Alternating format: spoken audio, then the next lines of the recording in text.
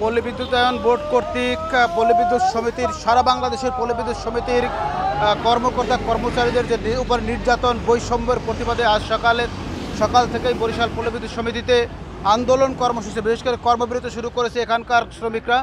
আপনারা জানেন এখানে শতাধিক কর্মচারী এখানে উপস্থিত হয়েছেন। তারা তাদের দীর্ঘদিনের দাবি তাদের চাকরি নিয়মিত করা হোক, তাদেরকে বঞ্চিত করা হয়েছে, তাদেরকে মজুরি ভিত্তিতে কাজ করা হচ্ছে, যে কারণে তারা কোনো প্রকার সুযোগ সুবিধা পাচ্ছেন না। তারা একটাই দাবি করছেন যে অবিলম্বে তাদেরকে ন্যায্য মজুরি তাদেরকে দিতে হবে এবং তাদের চাকরি নিয়মিত করতে হবে। আমার এখানে রয়েছেন অনেক কর্মচারী রয়েছেন, আমি কথা বলতে চাচ্ছি।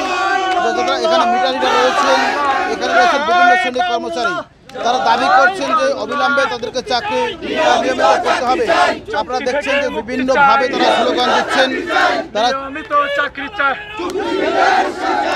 আপনারা দেখছেন যে তারা স্লোগান দিচ্ছেন, বিভিন্ন স্লোগান তারা এখানে মুখরিত হচ্ছে। তারা চুক্তি থেকে মুক্তি চাচ্ছে, এটাই তাদের একমাত্র স্লোগান। আরেকটা বিষয় বলে রাখি, এখানে শুধু এই কর্মচারীরাই নয়, আর সারা বাংলাদেশের যে ৮০টি পল্লী বিদ্যুৎ সমিতি রয়েছে, প্রতিটি পল্লী বিদ্যুৎ সমিতিতে কিন্তু এই আন্দোলন সংগ্রাম শুরু হয়েছে। সকাল থেকেই তারা কর্মবিরতি শুরু করেছেন। এ কারণেই কিন্তু এখানে দেখছেন যে শ্রমিকরা বসে আছে এবং তারা কাজ মাঠে নেমে এসছে। তাদের একটাই দাবি, তারা নিয়মিত কর্মচারী হতে চান, অন্যথায় তারা তাদের আন্দোলন সংগ্রাম থেকে এখান থেকে ঘরে ফিরবেন না। এখানে আমি একটু কয়েকজনের বক্তব্য নেওয়ার চেষ্টা করছি। বক্তব্য চেষ্টা করছি।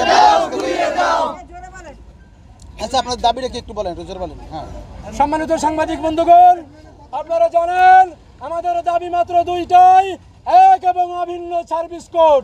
এই এক এবং অভিন্ন সার্ভিস কোড না হওয়ার কারণে আরবি ৮০টি পল্লী বিদ্যুৎ সমিতির প্রায় ৪০,০০০ কর্মকর্তা কর্মচারীদের উপর ৪৭ বছর যাবৎ জুলুম এবং অত্যাচার চালিয়ে যাচ্ছে। আমরা এক এবং অভিন্ন সার্ভিস কোড চাই। এই জুলুম অত্যাচার নির্যাতনের বিরুদ্ধে আমাদের দ্বিতীয় দাবি একই পল্লী বিদ্যুতে বিভিন্ন ক্যাটাগরির লোক নিয়োগ দিয়েছে।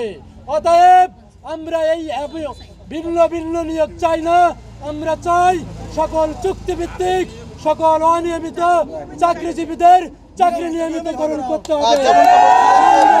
চাকরি চাচ্ছে তারা, নিয়মিত চাকরি তারা দাবি করছে। এখানে আরো কয়েকজন রয়েছেন, আমরা কাছে আসলে আপনাদের দাবিটা কি? আমাদের দাবি, আমাদের চাকরি নিয়মিতকরণ করতে হবে।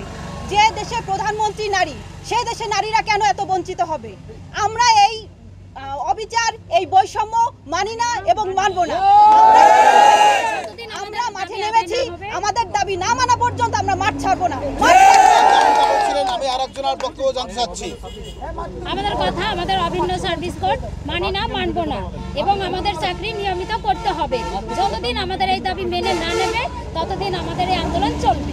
যেমনটা বলছিলেন যে যতদিন পর্যন্ত তাদের দাবি পূরণ না হবে ততদিন পর্যন্ত তারা এই আন্দোলন কর্মসূচি চালিয়ে যাবে। আপনারা দেখছেন যে এখানে শত শত কর্মচারী তারা দাঁড়িয়ে তাদের চাকরি নিয়মিত করার তারা দাবি জানাচ্ছেন। দর্শক, এই ছিল বরিশালে পল্লী বিদ্যুৎ সমিতির আন্দোলনের সর্বশেষ খবর।